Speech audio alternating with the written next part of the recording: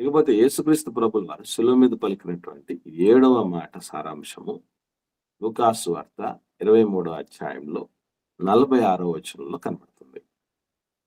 లూకాసు వార్త 23వ అధ్యాయము 46వ వచనం. చదవండి ఒకరు. అప్పుడు యేసు గొప్ప శబ్దముతో కేక వేసి, తండ్రి, నీ చేతికి నా ఆత్మను అప్పగించుకొనుచున్నానెను. ఆయన ఈలాగు చెప్పి ప్రాణము విడిచెను. ఇక్కడ ఒక విషయం మనం గమనించండి. అసలు అంత పెయిన్ఫుల్ డెత్, చాలా భారభరితమైన బాధాకరమైనటువంటి మరణ సమయంలో ఏం చేశారంటే యేసుప్రభుల వారు గొప్ప కేక, అదేనా ఉన్నది? గొప్ప శబ్దముతో ఇది గొప్ప శబ్దముతో కేక. ఎందుకండి అంత గొప్ప శబ్దంతో కేక వేయాల్సిన అవసరం ఉంది? అసలు గొప్ప శబ్దంతో మనిషి కేక ఎప్పుడు వేస్తాడు తెలుసా? ప్రాణం పోయేటప్పుడు.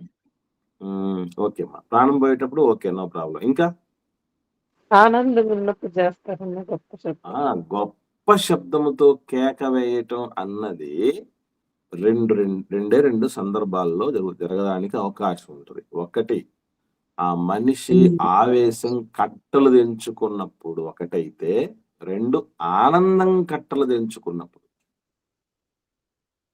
ఇప్పుడు ఏ ఉద్దేశంతో చెప్తున్నాడు? 3 విషయాలు చెప్పాం మనం. 3 విషయాలు ఆలోచన చేశాం. చనిపోయే ముందు అదే అప్పుడప్పుడు చెప్తూ ఉంటారు, కేకేసి చనిపోయాడని. గొప్ప కేకేసి చనిపోయారు అని చెప్పేసి చెప్తూ ఉంటారు. ఒక్కొక్కరు మహాత్మా గాంధీ కూడా గట్టిగా కేకేసి చనిపోయాడు చనిపోయే సమయంలో అని కూడా చెప్తూ ఉంటారు.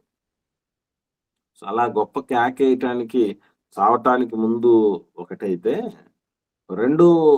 మరో 2 కారణాలు. గొప్పగా కోపం వచ్చినప్పుడు కోపంతో గట్టిగా కేకేయటం అనేది చేస్తారు ఒకటి. గొప్ప ఆనందం వచ్చినప్పుడు కూడా ఆ మాట చేస్తారు. ఇప్పుడు ఏ కారణం అంటారు యేసుప్రభుల వారు గొప్ప కేకేయటానికి?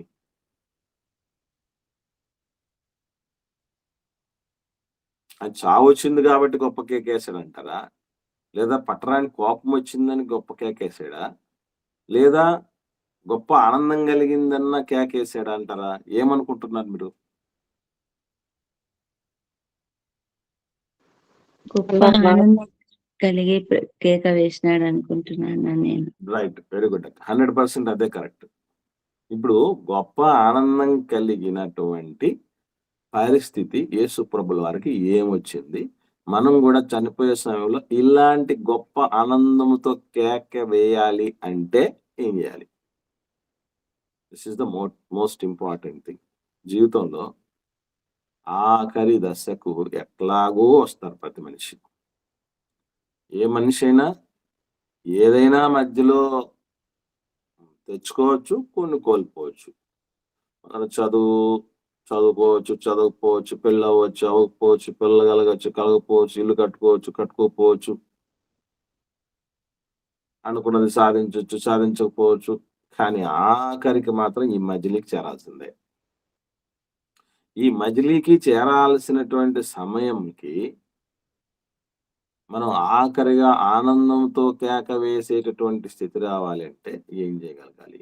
ప్రభు జీవితాన్ని చూస్తే అణువణువున ఆయన మరి ఊహ తెలిసిన తొలినాళ్ళలో, ఈవెన్ టీనేజ్ లోనికి నెక్స్ట్ అడుగు పెట్టబోతాడు యేసుప్రభువు గారు. 13 మొదలు కాక మునుపు నుంచే, ఈ డేంజర్ ఏజ్ లోకి రాక మునుపు నుంచి తండ్రి పనుల మీద ఉండినటువంటి పరిస్థితి. 12 ఏళ్ల ప్రాయంలో ఉన్న పసిబిడ్డకి ఒక పండుగ సమయంలో వస్తే, ఆ పండుగలో, ఆ సందర్లలో ఉండిపోవచ్చు. అందులో మరలా ఏంటి, అఫిషియల్ గా మమ్మీ డాడీ తీసుకొచ్చారు, తమ్ముళ్ళు ఉన్నారు, చెల్లెళ్ళు ఉన్నారు, అమ్మ ఉంది, నాన్నడు, అక్కడ సందడి ఉంది. దట్టు మన పండగే అది. వేరే వాళ్ళ దేవుళ్ళ పండుగ కాదు కదా, యూదుల పండుగ కదా పసిగా పండుగ. ఈ పండుగ టైంలో అంతా ఎంజాయ్ చేయొచ్చు, సందడి చేయొచ్చు. ఆ టైంలో చిన్ని వయస్సు కలిగినటువంటి ఆ బాలుడి స్టేజ్‌లో ఉన్న క్రీస్తుకి బోధకుల మధ్య కూర్చొని 3 రోజుల నుంచి వాళ్ళు చెప్పే బోధలేంటివేంటి? మీకు 3 గంటలు ఇలాగ చెప్తే మీరింటారా అసలు? 3 గంటలు కూర్చోబెట్టుకొని చెప్తే మీరు వినే స్థితిలో లేరే. ఉండరే. మనం ఉండమే. అలాంటిది ఆ వయసులో 3 రోజులు వాళ్ళ మాటలు చక్కగా ఆలకిస్తూ, వాళ్ళని ప్రశ్నిస్తూ ఉన్నాడట మళ్ళీ. ఏవండీ? అక్కడ నుంచి అలా మొదలైనటువంటి ప్రస్థానం ప్రభువుది. మరలా ఇన్ని తెలిసినటువంటి ఆయన తల్లిదండ్రులకు లోబడిపోయినాడు. ఈ గ్యాప్‌లో 30 ఏళ్ల వయసు వచ్చే మధ్య గ్యాప్‌లో అంతా కూడా కుటుంబానికి సంబంధించినటువంటి అనేకమైనటువంటి బరువు, బాధ్యతల్లో ఆయన తలమునకలు కావటం జరిగింది. ఈరోజు మనం ఎట్లున్నాం? ఆ తదుపరి పరిచర్య దేవుడి సేవను భుజస్కంధాల మీద వేసుకున్న నాటి నుండి ఎక్కడే గాని తన పవిత్రతకు భంగం వాటిల్లకుండా, ఎదుటివారిని ఎవరికీ అభ్యంతరం కలగజేయకుండా, ప్రభుత్వానికి అనుకూలంగా, ప్రజలకు అనుకూలంగా అలాగే ఒకవైపు శిష్యులను తయారు చేస్తూ, ప్రవచనాలన్నిటినీ నెరవేర్చుకుంటూ, రాజ్య స్థాపన దిశగా సాగుతూ ఎన్ని చేశాడండి ప్రభు? ఇవన్నీ మనం చూడగలిగితే, ఇన్ని చేస్తే ఆటోమేటికల్లీ యేసు ప్రభులాగా మనం కూడా ఆనందంతో కేకేయొచ్చు. ఇకపోతే ఇక్కడ ప్రభువు చెప్తున్నటువంటి ఈ చివరి మాట ద్వారా చాలా చాలా సత్యాలు మనం తెలుసుకోవాల్సి ఉంది. నా ఆత్మను నీకు అప్పగించుకొనుచున్నాను అన్నాడు. అంటే ఇప్పుడు అసలు ఫస్ట్ ఆఫ్ ఆల్ గమనించండి. మనం దేవుడికంటూ అప్పగించాల్సినవి కొన్ని ఉన్నాయి అనేది నాకు తెలిసి ప్రపంచంలో 90% మంది మనుషులకు పైగా తెలీదు. దేవుడికంటూ అప్పగించాల్సినవి కొన్ని ఉన్నాయని. ఎందుకనంటే దేవుడికి ఇవ్వాలి, అప్పగించాలి అన్న స్పృహ మానవుడిలో సర్వసాధారణంగా ఉండదు. ఏముంటది మరి అయితే? దేవుడి దగ్గర నుంచే తెచ్చుకోవాలి అన్నీ మనం. ఇచ్చేవాడు దేవుడు, పుచ్చుకునేవాడు నరుడు లేదా మానవుడు అన్న ఫిక్సేషన్‌కి మనిషి వచ్చేసాడు ఎప్పుడు. దేవుడంటే ఇచ్చేవాడే. జీవుడంటే పుచ్చుకునేవాడే. అలాంటిది జీవుడిగా ఉన్న వ్యక్తి దేవుడికి ఇవ్వాల్సినవి కొన్ని ఉన్నాయని ఎంతమంది తెలుసు? ఒకవేళ తెలిసినా ఏమి ఇచ్చేటటువంటి స్థితిలో ఉంటారు? కొబ్బరికాయ మీకు విషయం తెలుసో తెలీదో, కొబ్బరికాయ ఎందుకు కొడతారు అనంటే కొన్ని చెప్తూ ఉంటారులేండి. వాళ్ళకు అంటే మన చుట్టూ ఉన్నటువంటి హైందవ సోదరులు రకరకాలైనటువంటి ఇన్నర్ మీనింగ్స్ చెప్తారు. కానీ దానిలో ఉన్నటువంటి ముఖ్యమైన అంతరార్థం ఏంటంటే, సగం చిప్ప మనకు వచ్చేస్తుంది. సగం పోయినా సగం వచ్చేస్తుంది. దేవుడి దగ్గర ప్రసాదం ఎందుకు పెడతారు తెలుసా? మంచి మంచి ఆహార పదార్థాలను చేసి ఎందుకు పెడతారు అనుకుంటున్నారు? ఆయన తినడు, మళ్ళీ మనమే తింటాం కాసేపటి తర్వాత. మనమే తింటాం గనక ఏం చేయటానికైనా సిద్ధం. ఆయనకి ఇవ్వాల్సినటువంటి వాటి విషయంలో చాలా జాగ్రత్త వహిస్తాడు మనిషి. ఇచ్చినా అది మరలా మనకే వచ్చే విధంగా ఉండేవి ఇవ్వాలి అన్నటువంటి ఫీలింగ్‌లో ఉంటారు. మనమేనా తక్కువ తెలీదు. ఏదో హైందవ సోదరులు ఏదో అంటున్నాము. వీళ్ళేదో కాస్త లో గ్రేడెడ్‌గా ఉన్నారు వీళ్ళు తెలివిమాలిగా ఉన్నారు, మూర్ఖత్వంలో ఉన్నారు అనుకుంటారేమో. పాయింట్‌కి మనం కూడా వద్దాం. దేవుడికి అని అక్కడ రావడానికి ముందు చాలామంది తలనీలాలు కూడా ఇస్తారు కదండీ! అంటే దేవుడికి గుండు చేయించుకుంటారు కదా! గుండె ఎందుకు, తలనీలాలు ఎందుకు ఇస్తారనుకుంటున్నారు? తిరిగి వస్తాయి కాబట్టి. తిరిగొస్తాయి. Very good. తిరిగొస్తాయి. తిరిగి వచ్చేయడానికి ముందు కూడా ఎట్లా వస్తాయి అనుకుంటున్నారు? ఎందుకంటే ఇంకొక లాజిక్ కూడా ఉంది. ముందు కంటే బాగా చుండ్రు వెళ్ళిపోద్ది. పేలున్నా పేలు పోతాయి. ఎక్కడైనా ఏదైనా ప్రాబ్లమ్స్ ఉన్నా క్లియర్ అయిపోతాయి. మళ్ళీ ఇంకోటేంటి చాలా సేవింగ్స్. గుండు గురించి ఒకడు పద్యమే రాశాడు. ఆ దానిలో అసలు పెనుగులాట బాధే లేదట. గుండు ఉందనుకో, బొడుగు ఉందనుకోండి, ఎవడన్నా మామూలుగా అయితే జుట్టు పట్టుకుంటాడు కదా! ఆ జుట్టు పట్టుకునే బాధ లేదు. ఆయిల్ పెట్టుకునే బాధ లేదు. ఎన్ని తలకు స్నానం చేసేటప్పుడు తలకు స్నానం చేయాల్సిన అక్కర్లేదు. షాంపూ బాధ లేదు. పేర్ల బాధ లేదు. పేర్లు బాధలు లేవు. అయ్యో! ఇన్ని బెనిఫిట్స్ ఉంటాయి కాబట్టి తర్వాత కొంతకాలానికి మళ్ళీ వస్తాయి కాబట్టి ఇచ్చే పరిస్థితి. సరే, వీళ్ళ సంగతి బాగుంది. వీళ్ళ సంగతి చెప్పుకొని మనం అందరం సంబరపడిపోతాం. మరి మన సంగతి దగ్గరకు వద్దాం. దేవుడికి ఏదైనా ఇచ్చేటప్పుడు ఏ ఉద్దేశంతో ఇస్తాం మీరు చెప్పండి? తిరిగి వస్తాదన్న ఉద్దేశంతో అంతే. మళ్ళీ దేవుడిస్తాడు అన్న ఉద్దేశంతో ఇస్తాను తప్ప, దేవా నువ్వు నాకు ఇప్పటికే చాలా ఇచ్చేసావు, నువ్వు మళ్ళీ ఇవ్వకపోయినా పర్లేదని ఇచ్చేవాళ్ళు ఎంతమంది? ఆయన ఇస్తాడు కాబట్టి నేను ఇస్తా, ఆయన ఇస్తాడు కాబట్టి నేను ఇస్తా. మరి ఇవ్వకపోతే, ఆయన తిరిగి ఇవ్వకపోతే మనం అసలు ఇప్పుడు దాకా మన జీవితంలో మనం దేవుడు కొరకని ఇచ్చిన దాని విషయంలో ఏ ఆశ లేకుండా ఇచ్చిన వాళ్ళు ఎవరన్నా ఉన్నారా? మీరు గాని నేను గాని ఎవ్వరమైనా సరే ఆశపడే ఇచ్చేయండి. అంతే. నాకు ఇది చేస్తే నీకు ఇది చేస్తా దేవా అని. ముందేమో మొక్కుంటాం, అదొక రకమైతే, ప్రభువా నేను నీకు ఇస్తున్నానంటే నువ్వు నాకు ఇస్తావా? ఎందుకంటే 100 రెట్లు పొందుతారన్నాగా ప్రభు. కాబట్టి నేను ఇస్తున్నానంటే నాకెక్కడో ఇస్తావులే అనేటటువంటి కాన్సెప్టే తప్ప, మనలో మనం ఇచ్చే విషయంలో కూడా బాగలేదు.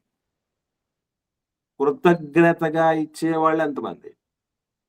ఒకసారి నువ్వు నాయనా ఇప్పటికి చాలా చేసేసావు, ఇంకేమి ఇస్తావు నాయనా? ఇవ్వాల్సినవన్నీ ఇచ్చేసావు, ఇక మిగిలింది నేను ఇవ్వటమే. ఇదిగో కృతజ్ఞతగా తీసుకో. సంఘంలో కార్యక్రమాలు, పరిచర్యలకు సంబంధించి ఇచ్చేయి, జరిగించిన ఆయన పనులు, కార్యక్రమాలు అన్నటువంటి రీతిగా కృతజ్ఞతగా మాత్రమే ఇచ్చేవాళ్ళు ఎంతమంది? అసలు ఇచ్చేవాళ్ళు ఎంతమంది? ఏదైనా కానీ సమయం ఇచ్చేవాళ్ళు ఎవరున్నారు? లేదంటే తలాంతులు ఇచ్చేవాళ్ళు ఎంతమంది ఉన్నారు? సంపాదనలు ఇచ్చేవాళ్ళు ఎంతమంది ఉన్నారు? ఇవ్వడం అన్నది నరుడికి చాలా చాలా బాధాకరమైనటువంటి ఇష్యూ. ఇవ్వడం, అప్పగించటం అనేది. ఎందుకంటే పుచ్చుకోవటమే తెలిసినటువంటి వాళ్ళు మనం. జన్మ పొందుకున్నాం, ఆరోగ్యం పొందుకున్నాం, అవయవాలు పొందుకున్నాం, చదువు ఒకరిస్తే పొందుకున్నాం, ఈవెన్ భార్యను ఒకరి నుంచి పొందుకున్నాం, భర్తను ఒకరి నుంచి పొందుకున్నాం, పిల్లల్ని దేవుడుగా పొందుకున్నాం. సమస్తం అంతా తీసుకోవటమే తప్పిస్తే, ఇన్కమింగ్ తప్పిస్తే అవుట్ గోయింగే లేదు. ఒకవేళ అవుట్ గోయింగ్ ఉన్నా ఎవరికి గోయింగ్ అది? తిరిగి మనకే ఇచ్చిన ఆయనకు గోయింగ్ కాదు, అవుట్ గోయింగ్. అవుట్ గోయింగ్ ఆయనకు కాదు. భార్యకు అవుట్ గోయింగ్ ఎక్కువ, భర్తకు అవుట్ గోయింగ్ ఎక్కువ, పిల్లలకు అవుట్ గోయింగ్ ఎక్కువ, మనకు అవుట్ గోయింగ్ ఎక్కువ, మన బంధువుల కోసం, మన మిత్రుల కోసం, ఎప్పుడో జీవితాంతం ఇంతే. అందుకే దేవుడివి కైసరివి కైసరికి, దేవునివి దేవునికి అని ఇవ్వండి, చెల్లించండి అన్నాడే ప్రభు. చెల్లించటం. దేవుడికి ఇచ్చేటప్పుడు తెలుసుకోవాల్సిన విషయం ఏంటంటే చెల్లించడం అనేది ఉంది ఆయనకు అని. నువ్వు ఏదో నేను ఇస్తున్నాను అన్నటువంటి ఫీలింగు, బిల్డప్లు ఇచ్చే పరిస్థితుల్లో కాదు ఇవ్వాల్సింది. చెల్లించటం ఏంటి అని అర్థం ఏంటండి? చెల్లింపు అనే మాట ఎప్పుడొస్తుంది? తెలీదా? తిరిగి ఇవ్వటం. పొందుకున్నప్పుడు ఇవ్వాలి. చెల్లింపు అనేటటువంటిది ఎప్పుడైనా గుర్తుపెట్టుకోండి, అది రుణం. అది రుణం. నువ్వు తీసుకొనున్నావు, నేను తీసుకొనున్నాను, ఆ రుణాన్ని తిరిగి చెల్లించేసేయాలి అని అర్థం చెల్లింపు అంటే. అటు చెల్లింపు దిశగా మనం చేస్తున్నామనే పరిస్థితి ఉందా? అసలు ఏమి ఇవ్వాలి అని అంటే నా ఆత్మను అన్నాడు ప్రభు. ఆత్మనంటే చాలా మంది సింపుల్‌గా, సిల్లీగా తీసేసుకుంటారు. ఆత్మని దేవుడికి అప్పగిస్తున్నామంటే దానికి ముందు ఏమేమి ఇవ్వాలా తెలుసా? ఎన్నెన్ని ఇస్తే ఆత్మను అప్పగించినట్టు తెలుసండి? సమస్తాన్ని ఇచ్చేసినట్టే. మన శరీరంలో ఉన్న సమస్తాన్ని దేవునికి ఇచ్చాం. అన్నీ మొత్తం దారాదత్తం చేసినట్టు. ఎందుకంటే జీవింపజేసేది ఆత్మ కదా! జీవింపజేసేది ఆత్మ అయినప్పుడు దానిని అప్పగించుకునే స్థితిలో దేవుడికి ఉండాలి. ఇకపోతే అప్పగించుకునే సమయానికి ఎలా ఉండి ఇవ్వాలి అది మనకు తెలీదు. రేపు మేము కడపకు షిఫ్ట్ అవుతున్నాం. ఇల్లు రెంటెడ్ హౌస్, కొత్త ఇల్లు మాకు దొరికింది. వాళ్ళు ఏం చెప్తారు ఓనర్లు? ఏం చెప్పారు మాకు అనంటే, అడ్వాన్స్ మేము ఆశించేది ఒకటే. మేము ఎట్లిచ్చామో నాకు మీరు అట్లా అట్లే తిరిగియండి. ఇచ్చేటప్పుడు ఎట్లిచ్చామో అట్లే తిరిగివ్వండి. ఇల్లు నీట్‌గా పెట్టుకోండి. అది అప్పగించినటువంటి ఓనరు మనకు చెప్తున్న మాట. మరి దేహాన్ని, జీవితాన్ని, దేహంలో ప్రాణాన్ని, ఆత్మకు జీవాన్ని అసలు మనకి ఇందులో ఏముందో అనేది కూడా తెలీదు మనకి. మనలో ఏముందనేది కూడా తెలీదు. 4 పదాలున్నాయి ముఖ్యమైన విషయాలు. మన దేహానికి, మన ఆత్మకు సంబంధించి 4 ఉన్నాయి. ఒకటి ప్రాణం, దేహం, ఆత్మ, జీవం. ఈ 4 కోసం మీకు ఐడియా ఉందా? గుర్తుందా? మర్చిపోయారా? 4 ఒకసారి చెప్పండి ఒకరు. 4 పేర్లు చెప్పండి ఒకసారి. ప్రాణము, శరీరము, ఆత్మ, దేహము. ప్రాణము, శరీరము, దేహం రెండు ఒకటే అక్క. అందుకే నేను ఎందుకు మళ్ళీ మళ్ళీ అడుగుతున్నానంటే, ఈ చెప్పిన 4 మనకు అంత ఈజీగా గుర్తుండవు. మళ్ళొకరు చెప్పండి. ఆత్మ, దేహం, ప్రాణం, జీవం. అది వెరీ గుడ్ అమ్మా. ఈ 4కి ఏంటి సంబంధం? ప్రాణం దేనికి సంబంధించింది? జీవం దేనికి సంబంధించింది? ఇవి మనకు తెలియాలి. నేను చాలాసార్లు చెప్పాను. మానవుని గురించిన సత్యం అనే పాఠంలో ఇవన్నీ వచ్చాయి బ్యాప్టిజం తరగతుల్లో. మన గురించి మనమే తెలియకుండా ఉంటే మనం ఈ దేహాన్ని కానీ, ఇందులో ఉన్నటువంటి సమస్తాన్ని కానీ ఎలా సద్వినియోగం చేసుకొని భక్తిలో ఎదగలం చెప్పండి? మన గురించి మనకే తెలియకపోతే. ఏమిటి వీటి మధ్య ఉన్నటువంటి సంబంధం ఏంటి? అవన్నీ మనకు తెలియాలి. ఎందుకనంటే ఆత్మను అప్పగిస్తున్నాడు అన్నప్పుడు ఆత్మతో రిలేటెడ్గా ఉన్నటువంటి మరో 3 ఉన్నాయి. అవే దేహము, ప్రాణము, జీవం. ఇవి ఏవేవి వేటికి సంబంధించినవి? ఒకసారి మనం చూడగలిగితే ప్రాణం దేనికి సంబంధించిందని చదువుకున్నామండి? గుర్తుందా ఎవరికైనా? రక్తానికి. అమ్మా నేను చెప్పేది 4 దేనికి సంబంధం అనక్క, రక్తానికి విషయం కాదు.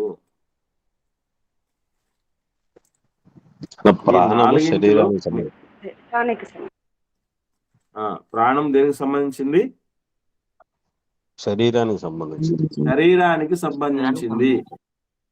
ఏమా అమ్మమ్మ గారు చెప్పండి అమ్మా. శరీరానికి సంబంధించింది. యాకోబు రాసిన పత్రిక 2వ అధ్యాయము 26వ వచనం చూడండి. యాకోబు రాసిన పత్రిక 2వ అధ్యాయం 26వ వచనం. ప్రాణము లేని శరీరం ఎలాగూ మృతము, అలాగే క్రియలు లేని విశ్వాసమును మృతము. ఇప్పుడు దేనికి లింక్? ప్రాణానికి, శరీరానికి లింక్. ప్రాణానికి, శరీరానికి. ప్రాణం పోయింది అంటారు. శరీరం అక్కడే ఉంటది. కానీ ప్రాణం ఏమైపోతుంది? పోతుంది. ప్రాణం పోయింది అని అంటాం.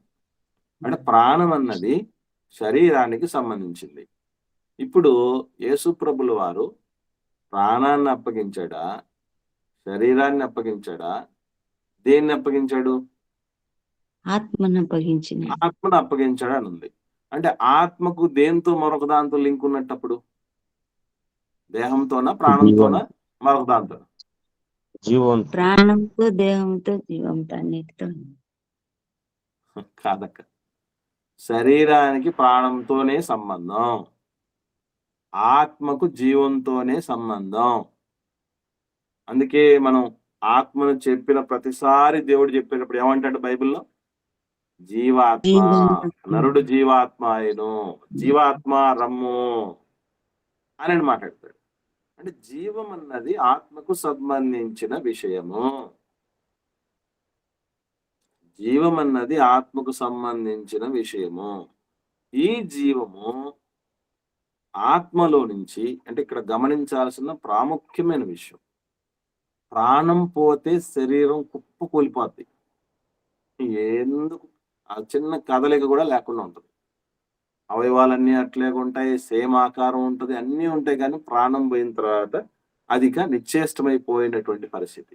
కానీ జీవం అన్నది పోయినప్పుడు ఆత్మ దేవుడిచ్చిన జీవిత కాలం వరకు బతుకుంటుంది.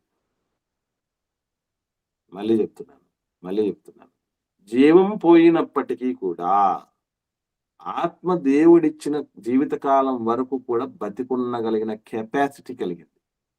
ఆత్మకున్న శక్తి లాంటి ఆ కెపాసిటీ శరీరానికి లేదు. ప్రాణం పోయినా బతికుండేటువంటి పరిస్థితి శరీరానికి లేదు. ఇది ఎలా చెప్పగలం అనంటే, ఆత్మలో నుంచి జీవం పోవాలంటే పాపం అనేటటువంటిది ఒకటి వచ్చి చేరితే వెళ్ళిపోతుంది. బుక్కావాణి తైలములో చచ్చిన ఈగ పడితే ఆ పరిమళమంతా తేలిపోయినట్టు, అట్లాగా ఆత్మీయంగా చనిపోయినప్పుడు అందులో జీవం లేకుండా పోతుంది. అసలు అదే మనకు కావాల్సింది. దీన్ని ఎలా చెప్పగలం మనం అంటే, దేవుడు బైబిల్ గ్రంథంలో చాలా స్పష్టంగా చెప్తాడు. ఎఫ్ఎసీయులకు రాసిన పత్రిక 2వ అధ్యాయము ప్రారంభ వచనంలో ఏమన్నాడు చూడండి. పౌలు గారు ఎఫెసీయులకు రాసిన పత్రిక 2వ అధ్యాయం ప్రారంభం. మీ అపరాధముల చేతను పాపముల చేతను మీరు చచ్చిన వారై ఉండగా ఆయన మిమ్మల్ని క్రీస్తుతో కూడా బ్రతికించెను. ఇప్పుడు ఇది పాపాలు అపరాధాలతో చచ్చిపోయామంట. ఎట్ట చవటం? అది శరీరపరంగా చనిపోయాడు. శరీరపరంగా చవడం అంటారా? ఆధ్యాత్మికంగా చనిపోవటం అంటే అంటే ఆత్మీయంగా చావటం అంటే ఏంటి అర్థం? జీవం ఆత్మలో నుంచి జీవము వేరైపోతది అనేది కూడా 4వ అధ్యాయం 18వ వచనం చదవండి. ఎఫెసీయులకు రాసిన పత్రిక 4వ అధ్యాయము 18వ వచనము. వారైతే అంధకారమైన మనసు గలవారై తమ హృదయ కాఠిన్యము వలన తమలోనున్న అజ్ఞానము చేత దేవుని వలన కలుగు జీవములో నుండి వేరుపరచబడిన వారై తమ మనసునకు కలిగిన వ్యర్థత అనుసరించి నడుచుకొనుచున్నారు. ఈ మాట చదివిన తర్వాత మీకు ఏమర్థమైంది చెప్పండి. హృదయ కాఠిన్యము వలన తమలోనున్న అసలైనది ఉంది ఇక్కడ. మనం ఏదైతే పాయింట్ ఫోకస్ చేస్తున్నామో దాని గురించి చెప్పండి. దేవుని వలన కలుగు జీవములో నుండి వేరు చేయబడుతున్నారు. జీవము నుండి వేరైపోతుంది ఆత్మ. అది ముఖ్యమైనది. కాబట్టి ఆత్మలో నుంచి జీవం పోతుంది, శరీరము నుంచి ప్రాణం పోతుంది. ఇప్పుడు ఆత్మలో జీవం ఉండాలి అంటే ఏమి ఉండాలి? పరిశుద్ధత ఉండాలి, నిర్దోషత్వం ఉండాలి. అంతే కదా. పాపాలు అపరాధాల వల్ల ఏమైపోవడం జరుగుతుంది? జీవం పోయింది, చచ్చిపోయినట్టు లెక్క ఆత్మీయంగా. అంటే పాపము అపరాధం అన్నది చెయ్యకుండా దేవుడికి అప్పగించాలన్న మాట ఆత్మని. అది విషయం ఇక్కడ. జీవముతో అప్పగించాలి దేవుడికి ఆత్మను అప్పగించే సమయానికి. డైలాగ్ వేస్తే చాలా మంది చెప్తూ ఉంటారు, చనిపోయే ముందు దేవా నా ఆత్మ నువ్వు చేర్చుకో అని కానీ, లేదా అయ్యగారు ఈ ఆత్మను నేర్చుకొని రికమెండేషన్ చేస్తే సరిపోద్ది అనుకుంటారు చాలా మంది. ఆత్మలో జీవం ఉండాలి. దట్ మీన్స్ మనం ఎటువంటి పాపములు, దోషములు చెయ్యనటువంటి స్థితిలో ఉంటూ దేవుడు చేయబడిన ప్రతి పనిని ఈ దేహములో, ఈ గొంతులో ప్రాణం ఉండగానే చేస్తూ ఉండాలి. అలా ఉంటూ అప్పగించాలి దేవుడికి. అర్థమైందండి? ఇది ఎలా చెప్పగలము? ఇది అలా ఉందని, అలా అప్పగించాడని ఏమన్నా ఉందా అక్కడ బైబిల్లో? యేసుప్రభుల వారు అలా అప్పగించాడని ఒకసారి చూద్దాం ఎలా ఉందో. ఏమండి? హెబ్రీయులకు రాసిన పత్రిక 9వ అధ్యాయము 14వ వచనం. పౌలు గారు హెబ్రీయులకు రాసిన పత్రిక 9వ అధ్యాయము 14వ వచనం. నిత్యుడగు ఆత్మ ద్వారా తన్ను తాను దేవునికి నిర్దోషినిగా క్రీస్తు యొక్క రక్తము నిర్జీవ క్రియలను విడిచి జీవము గల దేవుని సేవించుటకు మీ మనసాక్షిని ఎంతో ఎక్కువగా శుద్ధి చేయును. దీన్ని జరిగిన తర్వాత మనకి ఏం అర్థమైందండి? ఏం అర్థం చేసుకోవాలి చెప్పండి? నిర్జీవ క్రియలను విడిచి జీవము యొక్క దేవుని సేవించాలి. మిగతా వాళ్ళు మాట్లాడండి. సిస్టర్ ఒకటే కాదు, గమనించండి. అంత ముందు మనం ఏం చేయాలంటే అక్క, మళ్ళీ ఒకసారి మనసులో మరణం చేసుకొని అసలు ఈ రెఫరెన్స్ దగ్గరికి ఎందుకు వచ్చాం, ఏ ఉద్దేశంతో వచ్చాం, ఆ ఉద్దేశం ఎక్కడ మనం దాన్ని గ్రహించాలా, అది ముఖ్యంగా ఉండాలి. మిగతా వాళ్ళు మాట్లాడండి. బ్రదర్స్ కానీ సిస్టర్స్ కానీ ఇప్పుడు ఎందుకు వచ్చాం ఈ రెఫరెన్స్ దగ్గర చెప్పండి.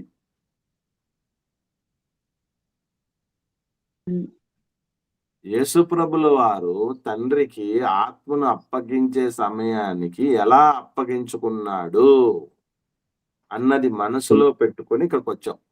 అంటే ఒక రెఫరెన్స్ దగ్గరికి ఏ ఉద్దేశంతో వస్తున్నామో ఆ ఉద్దేశం మనం గ్రహించామా లేదని ముఖ్యమైనది అన్న చెప్పండి అన్నారు. అంటే పరిశుద్ధుడిగా నిర్దోషిగా అప్పగించుకున్నాడు. అది అప్పగించుకునే సమయానికి క్రీస్తు నిర్దోషిగా అప్పగించుకున్నాడు. అది దట్టు ఏంటి? తనను తాను నిర్దోషిగా అప్పగించుకున్నాడు. నా ఆత్మను అప్పగించుకుంటున్నాను అంటే అది ఏ ఆత్మ? ఇప్పుడు దురాత్మ కాదు, ప్రేతాత్మ కాదు, అది నిర్దోషమైనటువంటి ఆత్మ, అంటే జీవము కలిగినటువంటి ఆత్మ, ఎట్టి దోషం లేదు. ఇది యేసుప్రభువు చెప్పినటువంటి మాట ఏనంటారా, లేకపోతే ఏమైనా సాక్ష్యాలు ఏమైనా ఉన్నాయా? లేదండి, సాక్ష్యాలు ఉన్నాయి. యేసుప్రభుల వారు నిర్దోషిగా ఉన్నాడు, ఆయన నీతిమంతుడుగానే ఉన్నాడు అని ఎవరు మరలా అప్పుడప్పుడు చెప్తూ ఉంటారు. ఒక గొప్ప సంగతి ఏంటంటే మనిషి జీవితంలో శత్రువుల చేత కూడా ప్రశంసలు అందుకోవటం, విమర్శకుల ప్రశంసలు కూడా అందుకోవాలంటారు కదా. విమర్శకుల ప్రశంసలు కూడా అందుకునేటటువంటి స్థితికి ఉండాలి. అసలు యేసుప్రభుల వారికి శిక్ష విధించినటువంటి వ్యక్తులు, ఆ శిక్షలో పాలు పంపులు పొందిన వ్యక్తులు, ఆయన అన్యాయంగా పొట్టన పెట్టుకున్నటువంటి పరిస్థితుల్లో ఉన్నారనుకున్నటువంటి వ్యక్తులు, వీళ్ళందరూ కూడా యేసుప్రభు కోసం ఇచ్చిన సాక్ష్యం ఎట్లాంటిదంటే, పిలాతు 2 సార్లు సాక్ష్యం ఇస్తాడు. ఏమని? ఏ దోషం కనపడలేదు, ఇతను శిక్షించడానికి అనుగుణంగా ఉండే విషయాలు ఏమి కనబడలేదే, కొంచెం శిక్షించి వదిలేస్తాను అని కూడా ఆయన చెప్పడం జరిగింది. ఆ తదుపరి ఇంకా ఒక శిలువ మీద ఉన్నటువంటి దొంగ మనకు, నేడు నీవు నాతో కూడా పరదేశులు ఉండు అన్న ఆయన ఏమన్నాడు? ఇది మనకు తగ్గిందే, ఆయన ఏ నేరము చేయలేదు. ఈరోజు మనం పాడుతున్నాం, ఏ పాప మెరుగని ఓ పావనామూర్తి పాప విమోచకుండా అని ఆ రోజే పలికేశాడు శిలువ మీద దొంగ. ఈయన ఏ పాపము చేయలేదు. ఒక దొంగ, ఒక ప్రపంచంలో మీకు తెలుసో తెలీదో, ఒక దొంగ ఎదుటి వ్యక్తులు మంచితనాన్ని గుర్తించాలంటే అంత సులభమైన విషయం అండి? దొంగోడు ఎదుటి వ్యక్తులు మంచితనాన్ని గుర్తించాలంటే అంత సులభమైన విషయం అంటారా? మంచోడే ఎదుటి మనిషిలో ఉన్న మంచిని గుర్తించలేని దుస్థితిలో ఉన్నాడు ఈరోజు ప్రపంచంలో. అందున దట్టు దొంగ మాత్రమే కాదు, లాస్ట్ ప్రాణం తీసేటటువంటి శిక్ష పడిగింది, చంపేసేటటువంటి శిక్షలో ఉన్నాడు ఆయన. రేపు కొన్ని క్షణాల్లో చనిపోబోతాడు. అట్లాంటి టైంలో న్యాయ అన్యాయాల గురించి ఆలోచించటం ఏంటి? దోషము నిర్దోషాల గురించి, పాపపుణ్యాల గురించి ఆలోచించటం ఏంటి అసలా? అక్కడ అట్లాంటోడే చెప్పాడు. అక్కడితో అయిపోయిందా? శతాధిపతి మాట్లాడడం జరిగింది. ఏమన్నాడు శతాధిపతి? ఐడియా ఉందా మీకు? మత్తయి సువార్త చూద్దాం. 27వ అధ్యాయము 3-4 వచనాలు. ఏమా? నిజముగా నీతిమంతుడు మత్తయి దేవుని సువార్త ఒకసారి చదువుదామమ్మా. మత్తయి సువార్త 27వ అధ్యాయము 3-4 వచనాలు.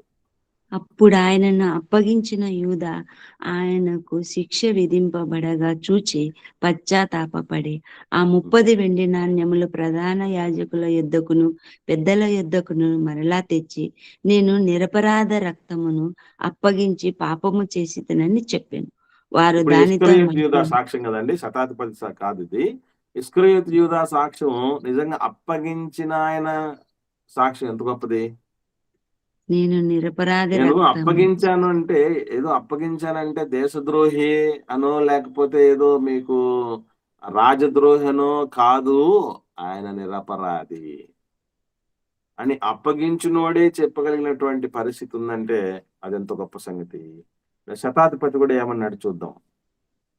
లూకాసు వార్త 23వ అధ్యాయము 47వ వచనం.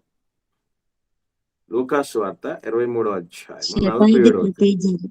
శతాధిపతి జరిగినది చూచి ఈ మనుషుడు నిజముగా నీతిమంతుడై ఉండెనని చెప్పి దేవుని మహిమపరచెను.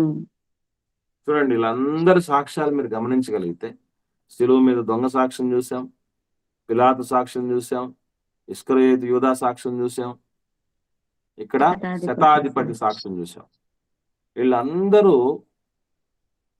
ఇస్తున్నటువంటి క్లీన్ చిట్ ఇది యేసుప్రభుల వారి కోసం.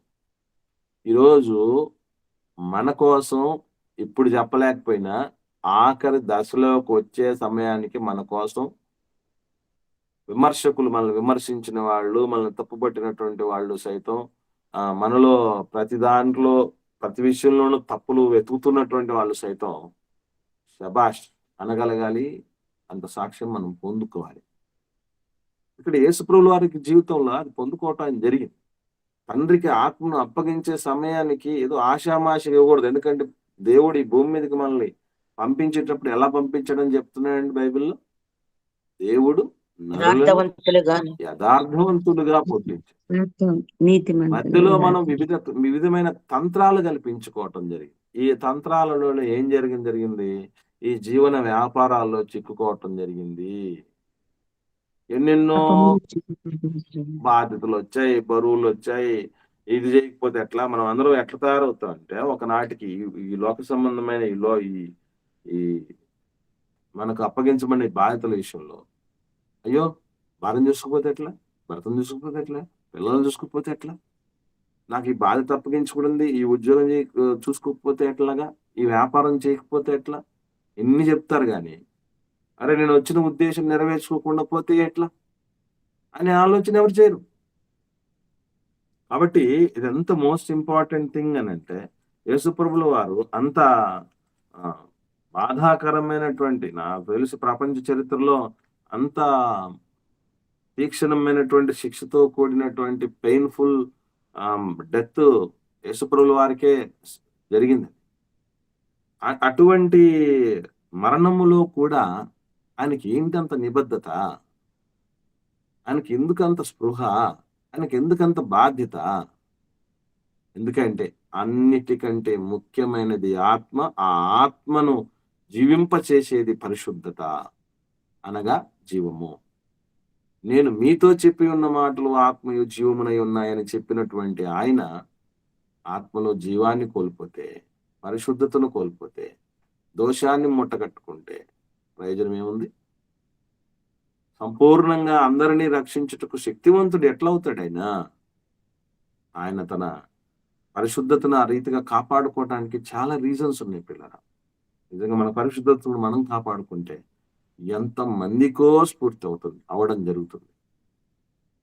ఆయన పాపం అనేది ఎరుగకుండా పాపము చేయలేదు, ఆయన నోట ఏ కపటమును లేదు అని సాక్ష్యం పలకడం జరిగింది. దగ్గరగా తరచు చూసినటువంటి శిష్యులు ఇచ్చినటువంటి సాక్ష్యం అది యేసుప్రభుల వారి కోసం. అంతగా ఎందుకు ఆయన ఉండాల్సి వచ్చింది అని అంటే, ఈరోజు మనలాంటి వాళ్ళు ప్రపంచవ్యాప్తంగా కొన్ని వేల సంవత్సరాలుగా ఆయన దగ్గరికి వస్తున్నాం అని అంటే ఏం చూసి వస్తున్నాం? ఆయన అద్భుతాలు చేశాడనా, సూచక్రియలు చేశాడనా, మహత్కారాలు చేశాడనా, 5 రొట్టెలు 2 చేపలు 5,000 మందికి పెట్టాడనా? ఇవి కాదు కదా. ఆయన జీవన శైలి మనల్ని ఆకర్షించింది. అదే మనిషికి పరిమళం, తెలుసా? అన్ని పరిమళం అంటాడు దేవుడు. యేసుక్రీస్తు కూడా మిమ్మల్ని ప్రేమించి పరిమళ వాసనగా ఉండుటకు తన్ను తాను అర్పించుకున్నాడు అంటాడు. అలాగా ఒకరి కోసం, ఒకరిలో ఉన్నటువంటి దోషాన్ని తొలగించడం కోసం, దోషరహితంగా చాలా మంది చెప్తూ ఉంటారు. సువార్త చెప్తూ వెళ్తున్నటువంటి వీళ్ళిద్దరు చెప్తూ కదా, మన వీధి సువార్తలు, పల్లె సువార్తలు చెప్పేటప్పుడు ఆయన పాపం చేయలేదు, ఆయన పరిశుద్ధుడు, ఆయన నిష్కలంకుడు, నిర్మలుడు, ఇవన్నీ చెప్తూ అయితే ఎవరు చేయొద్దన్నారు ఆయన్ని పాపం? మేము చెప్పామేంటి ఆయన చేయొద్దని అని మాట్లాడే వాళ్ళు కొంతమంది ఉంటారు. ఆయనకు ఎందుకు పాపం చేయకుండా ఉండాలి అంటే, ఆయన కాడి ఆయన మోసుకుంటూ ఉంటే నీ కాడి నా కాడి ఎవడు మాత్రడిక? ఆయనే మురికి పెట్టినటువంటి పరిస్థితుల్లో ఉంటే మన మురికిని ఎవడు దులిపేస్తాడు, తీసేస్తాడు? మన మురికిని తీయుట కొరకు ఆయన ఆ రీతిగా ఉన్నాడు. తెలియదు చాలా మందికి. ఒక బిడ్డ ఈ భూమి మీదకి రావాలంటేనే ఎంత పచ్చంతో ఉండాలమ్మ. ఎందుకు నువ్వు ఇంత పచ్చంతో ఉన్నావు అని అడిగితే వచ్చినటువంటి బిడ్డ నీ కోసమే అని చెప్తుంది. ప్రభు కూడా నువ్వు ఎందుకు అలాగ ఉన్నావు అని అంటే నీ కోసమే అని చెప్తాడు, నా కోసమే. కాబట్టి ఈరోజు మనం పరిశుద్ధంగా జీవించటం అనేటటువంటి పని, నిర్దోషంగా జీవించటం అనే పని, దేవుడిచ్చినటువంటి ప్రతి పనిని నెరవేర్చటం ఈ దేహంలో ఉన్నంత వరకు, ఈ దేహంలో ప్రాణం ఉన్నంత వరకు ఈ ఆత్మతో ఈ కార్యక్రమాలన్నీ చేస్తూ ఉంటే అందులో జీవం అలాగే ఉండిపోద్ది, లేదంటే వెళ్ళిపోద్ది. ఎంత చాలా ప్రధానమైందనంటే, రాళ్ళు రుబ్బి చంపేస్తూ ఉంటే ప్రాణము ఏమండి, ఒక రాళ్లతో కొడుతూ ఉంటే ప్రాణం పోవటం అంటే ఎంత భయానకంగా ఉంటుంది తెలుసండి. ఎంత భయానకంగా ఉంటుంది. ఒక్కొక్కరు ఒక్కొక్క దెబ్బ కొడుతూ ఉంటే, ఒక్కొక్క ప్రాంతంలో తగులుతూ ఉంటే రాళ్ల దెబ్బలు చాలా చాలా పెయిన్ఫుల్. అది కూడా అటువంటి టైంలో కూడా స్టెఫెన్ గారు ఏం చేశారు మనకు తెలుసు. అపోస్తలుల కార్యములు 7వ అధ్యాయము 59వ వచనం. అపోస్తలుల కార్యములు 7వ అధ్యాయం 59వ వచనం చూడండి. ప్రభువును గూర్చి మొరపెట్టుచు, యేసు ప్రభువా నా ఆత్మను చేర్చుకొనమని స్టెఫెను పలుకుచుండగా వారు అతన్ని రాళ్లతో కొట్టిరి. నా ఆత్మను చేర్చుకో, నా ఆత్మను చేర్చుకో. ఏంటి ఆ పని? అక్కడ జరుగుతున్నటువంటి మరణం ఏంటి? ఆ సిచ్యువేషన్ ఏంటి? ఇదే ప్లేస్ లో మీలాంటోళ్ళు నాలాంటోళ్ళు ఉండుంటే, ప్రభువా నీ కోసం కదా నేను ధైర్యంగా గళవిప్పింది, నేను అంతా నీ కోసం పోరాటం చేస్తూ ఉంటే, యేసు ప్రభువా నీ కోసమే, నీ తరపున నేను వక్కాలతో తీసుకొని మొత్తం చరిత్ర అంతా చెప్తూ ఉంటే నువ్వు నన్ను కాపాడవా? నువ్వు నన్ను ఇట్లా వీళ్ళకి వదిలేస్తావా? ఈ రాళ్ళ దెబ్బలకు వదిలేస్తావా? అసలు స్టెఫెన్ అంటే ఎట్లా ఉండి చనిపోయే సమయానికి స్టెఫెన్ గారి స్థితి ఏంటనుకుంటున్నారు? ఏమండి, స్టెఫెన్ గారి పరిస్థితి ఎట్లాంటిది, ఎలాంటి వ్యక్తి వాళ్ళు అని అంటే, ఒకసారి 6వ అధ్యాయంకి వద్దాం. ఆయన ఆత్మను అప్పగించుకునే సమయానికి స్టెఫెన్ గారు ఎలా ఉన్నారో మనకు అర్థం అవుతుంది.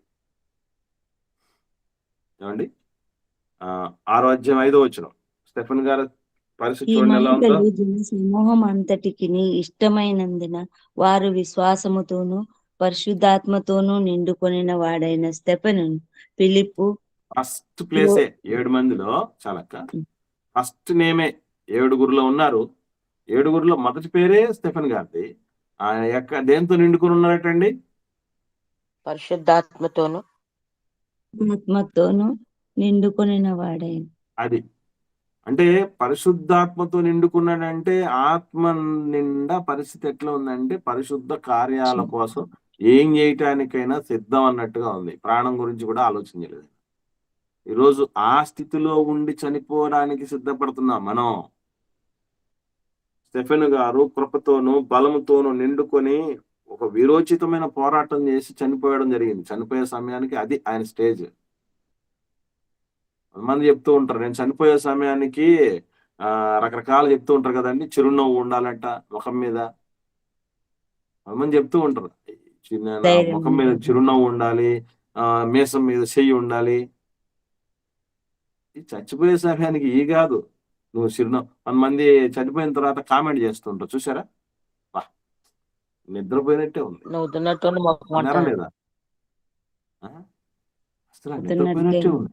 నిద్రపోయినట్టుందా లేదంటే నిద్ర పోనట్టుందా, ఇవి కాదు మనం ఆఖరిగా చూసుకోవాల్సింది, పరీక్ష చేయాల్సింది. దేవుడి స్వాధీనం అయిపోద్ది. నువ్వు చేర్చుకోవద్దు అని చెప్పినా చెప్పకపోయినా దేవుని స్వాధీనం అవుతుంది. మట్టిలో అలా కలిసిపోద్ది. ఆత్మ తాను దయచేసిన దేవుని యొద్దకు చేరిపోద్ది. దేవుడి స్వాధీనంలో కలిగి దేవుని యొద్ద చేరిపోతాం అంటే అందరూ పరలోకం పోయారని కాదు, అందరూ స్వర్గం చేరిపోయారని కాదని అర్థం. దేవుడి దగ్గరికి చేరిపోవటం అంటే దేవుడి స్వాధీనంలోనికి వెళ్ళటం. ఆత్మ దేవుడి స్వాధీనంలోనికి వెళ్తుంది. వెళ్ళే సమయానికి ఎట్లా ఉండాలి అది? ఎట్లయితే ప్రారంభంలో దేవుడు ఇచ్చాడో అలాగే జాగ్రత్తగా కాపాడుకుంటూ వస్తూ పరిశుద్ధమైన కార్యాలతో సత్క్రియలతో నింపబడుతూ చావాలి. అమ్మా జ్యోతి గారు మ్యూట్ లో పెట్టుకోండి అమ్మా. ఏమండి, రైట్. మన సంగతి చూద్దాం. ఇప్పుడు మన సంగతి చూద్దాం. ఎట్లుండాలి మన పరిస్థితి అంటే, ఒకసారి పేతురు గారు రాసిన మొదటి పత్రిక 4వ అధ్యాయము 19వ వచనం. పేతురు గారు రాసిన మొదటి పత్రిక 4వ అధ్యాయం 19వ వచనం చూడండి. ఇది అంటే యేసుప్రభులు వారు చెప్పారు, చేశారు, ఆ స్టెఫెన్ గారు చేశారు, మరి ఇంకెవరు చేయాలి, ఎవరికి అని చూస్తే, కాబట్టి దేవుని చిత్త ప్రకారం బాధపడువారు సత్ప్రవర్తన కలవారై నమ్మకమైన సృష్టికర్తకు తమ ఆత్మలను అప్పగించుకొనవలెను. ఎవరెవరు అప్పగించుకోవాలి? ఇప్పుడు ఈ 7వ మాట ఇది ఎవరి జీవితంలో మళ్ళీ నెరవేరాలండి? మన జీవితాలలో మన జీవితంలో కూడా నెరవేరాలి. నెరవేరడానికి ముందు ఏం చేయాలటండి? దేవుని చిత్త ప్రకారము బాధపడాలట. అంటే దేవుడి చిత్తంలో నువ్వు నేను ఉంటే ఏమొస్తుంది? బాధలు వస్తాయి. బాధలే వస్తాయి. దేవుడి చిత్తాన్ని చొప్పున బ్రతుకుతూ ఉంటే బాధలే ఉంటాయి. ఏ రకమైన బాధలైనా వస్తూనే ఉంటాయి. ఇప్పుడు బాధలు వస్తాయి కాబట్టి దేవుడు వద్దు అనుకున్న వాళ్ళు ఎంత మంది ఉన్నారో చరిత్రలో, లేరా? కష్టాలు వస్తున్నాయి, కష్టాలు దేవుడు, బాధలు దేవుడు. మా తాతయ్య, మా అమ్మ వాళ్ళ నాన్నగారు, ఆయన పేరు ఏసయ్య, ఆయన పేరు ఏసయ్య అట. హెబ్రోన్ సంఘానికి వెళ్తూ ఉంటే పెద్ద బైబిల్, మా అమ్మగారు చిన్నప్పుడు విషయం చెప్తున్నాను. అంటే దాదాపు ఒక 60 years బ్యాక్ విషయం ఇది, 60 ఏళ్ల క్రితం. ఆమెను బేర్షెబాకి వరకు, బేర్షెబా చర్చ్ అనేది ఉండేది కడపలో, చాలా దూరం వాళ్ళు ఉన్నటువంటి నివాసం ఉంటున్నటువంటి ప్రదేశం నుంచి దాదాపు 2 కిలోమీటర్లు పైచిలుకుంటుంది. మా అమ్మ తల మీద బైబిల్ పెట్టి తీసుకొని వెళ్ళిపోయాడట చర్చికి. మా అమ్మమ్మకు మారుమనసు లేదు, పూర్తి క్రిస్టియానిటీకి వ్యతిరేకమైనటువంటి వ్యక్తి. జయమ్మ, దేవుని నమ్ముకోే బాగుపడతావు, జీవితం బాగుంటది, మంచి దేవుని ఇస్తాడమ్మా అనేటువంటి మాట చెప్తే ఆమె మాట్లాడుతూ, మీ దేవుడు ఏడుపుగొట్టు దేవుడు, శ్రమల దేవుడు, ఆయన బాధల నుంచే ఆయన విముక్తి పొందలేకపోయినాడు, శిలువ కొట్టి మేకులేసి చంపేసేయడం జరిగింది ఆయన్ని. ఆ దేవుడిని నమ్ముకుంటే మాకు కూడా బాధలు తప్పవు. నువ్వు ఉన్నావు కదా, ఏం సంతోషంగా ఉన్నావు చెప్పు అని ఆయనను క్వశ్చన్ చేసి రక్షణలోకి రాలేదు. అసలు దేవుడి చిత్తంలో బాధ ఉంది, దేవుడి చిత్తంలో బాధే అన్నటువంటి స్థితిలో ఉన్నోడు ఎవడొస్తాడు? వచ్చారంటే అది మామూలు కదా. చిత్రం ఏంటి చెప్పమంటారా? ఇక్కడికి వచ్చినప్పుడే మనిషికి బాధలు గుర్తొస్తాయి. బాధ ఉంది, బాధ వస్తుంది, బాధ కలుగుతుంది, దీన్ని మనం పాటిస్తే.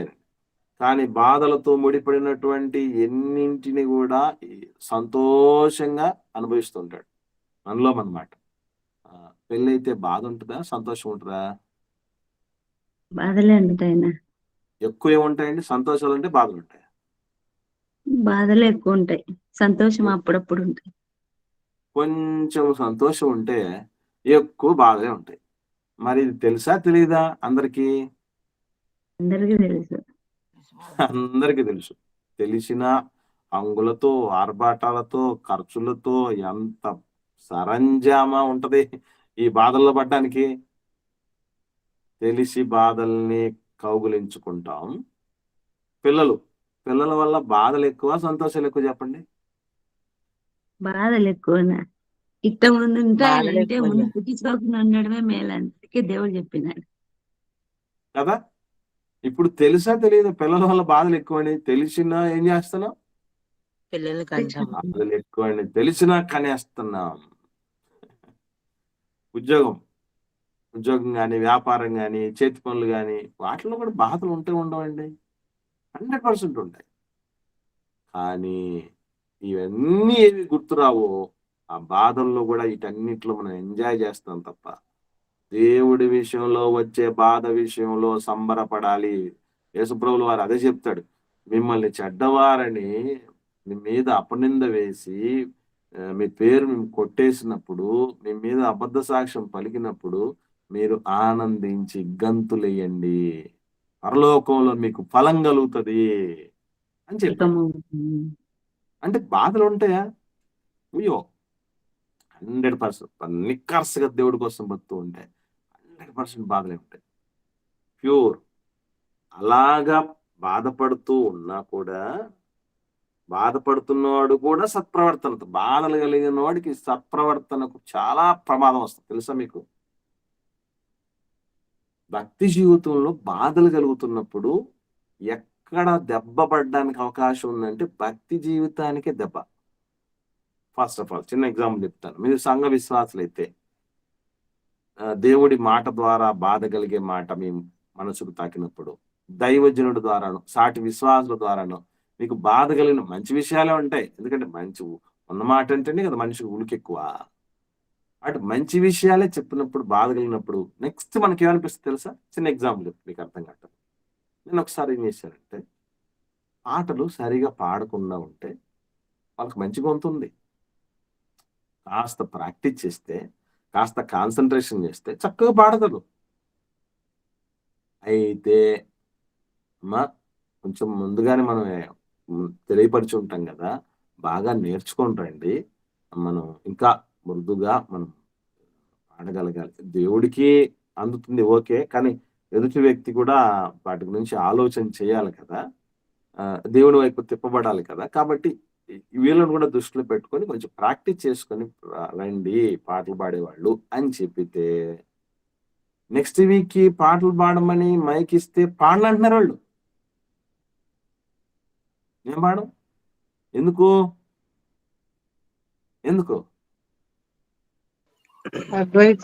చెప్పాం కదా ముందు, బాగా ప్రాక్టీస్ చేసుకొని రండి అని చెప్పాం కదా. అది వచ్చింది సమస్య, అది వచ్చింది బాధ. అంటే దేవుడి చిత్త ప్రకారం బాధపడేవాడు సత్ప్రవర్తనతో బతకాలంటే అంత సులభమైన విషయం కాదు. నీకు చెప్పింది ఎందుకు? నువ్వు పాడకుండా ఉండాలని కాదు, తర్వాత దగ్గరికి రాకుండా ఉండాలని కాదు, ఇంకా మంచిగా చేయగలిగితే, నాకు నా శక్తులు ఎన్నున్నాయో అవి అన్నీ కూడా నేను నీట్గా ఇంప్రూవ్ చేసుకోగలిగితే నాకు మేలు కదా, నాకు ముందు దీవెన కదా అని స్పోర్టివ్గా తీసుకొని ఉంటే అది మనం ఆహ్లాదకరంగానే మంచిగానే స్వీకరించి ఉంటే అది ఎంత బాగుండేది. అంటే బాధ కలిగినప్పుడు సత్ప్రవర్తనకు గండి పడే అవకాశం ఉంది. గుర్తుపెట్టుకోండి. ఎంత ఉందనుకుంటున్నారు ఈ మాటలో? తండ్రి నా ఆత్మని అప్పగించుకున్నాను అనేటటువంటి టైం అది చివరి దశ. ఈ చివరి దశకు చేరే లోపు ఎన్ని రకాలైనటువంటి దెబ్బలు తగులుతాయి, ఎంతమంది రాలిపోతారు అని అంటే, ఫిల్టరేషన్ అనేటటువంటిది, ఈ జల్లెడ పట్టే ప్రాసెస్ అనేది ఎంత ప్రమాదకరమైందో చిన్న ఎగ్జాంపుల్ చెప్తాను మీకు అర్థం కావటానికి. దాదాపుగా ఐగుప్తు నుంచి బయలుదేరి వచ్చినటువంటి జనాలు అందరితో కలుపుకుంటే దాదాపు 20 లక్షల మంది. 20 లక్షల మంది బయలుదేరి వచ్చిన 20 లక్షల మందిలో నుంచి 2 మాత్రమే కనాన్ చేరారు. అదే ఎంత పర్సంటేజ్? 1% కూడా కాదు. 100లో ఒక్కడు కూడా కాదు. ఓ 20,000 మందికి 20,000 మందికి కాదు, 10 లక్షల మందికి అంతేనా? 20 లక్షల మంది బయలుదేరితే 2 వచ్చారంటే 10 లక్షల మందికి ఒక్కరు వెళ్ళడానికి అవకాశం ఉంది.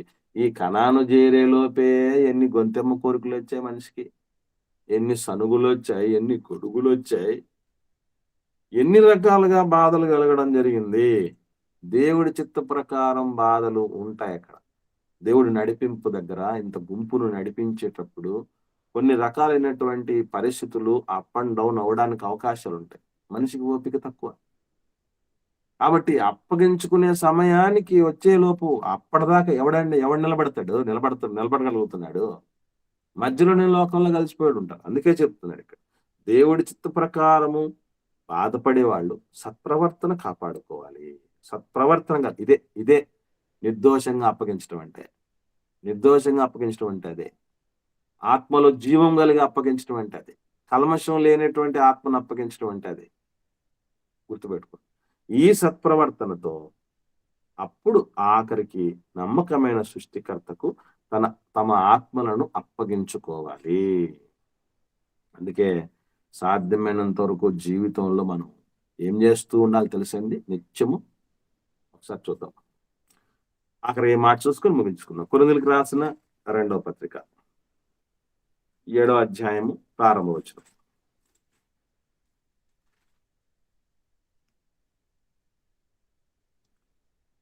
కొరింథీయులకు రాసిన 2వ పత్రిక 7వ అధ్యాయం ప్రారంభవచనం చూడండి.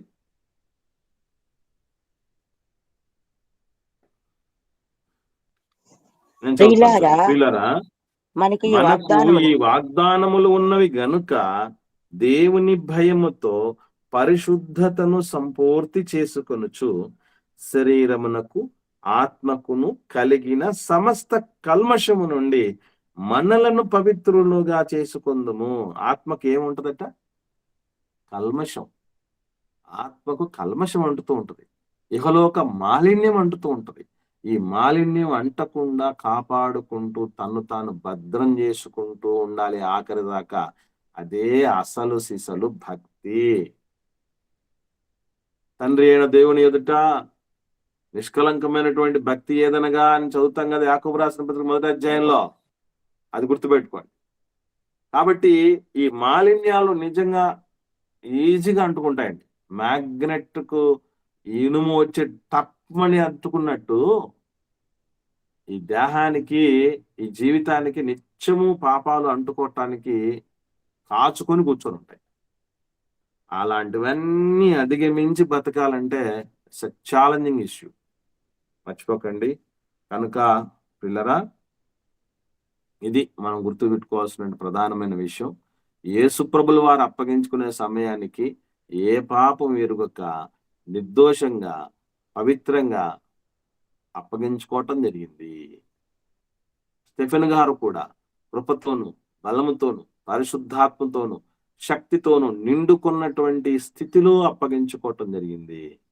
మనము కూడా నమ్మకమైన సృష్టికర్తకు సత్ప్రవర్తనతోనే బ్రతుకుతూ, సత్ప్రవర్తనతోనే అంటే గుర్తుపెట్టుకోవాల్సిన విషయం ఒకటే, సత్ప్రవర్తనలో 2 ముఖ్యమైన విషయాలు ఉండాలి. ఏవైతే చేయకూడదని నిబంధనలు దేవుడు చెప్పాడో అవి చేయకుండా ఉండాలి.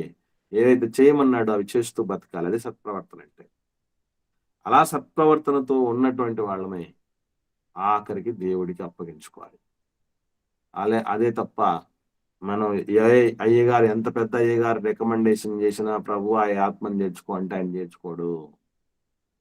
మనం కూడా ఏం పని చేయకుండా పవిత్రత అంతా కోల్పోయి ఇష్టం వచ్చినట్టు ఈ జీవితకాలం అంతా బతికేసి ఆఖరికి శవాన్ని చర్చ్ బిల్డింగ్ లోకి తీసుకొని రావడం వలన మనకంటూ ఒరిగేదేం ఉండదు.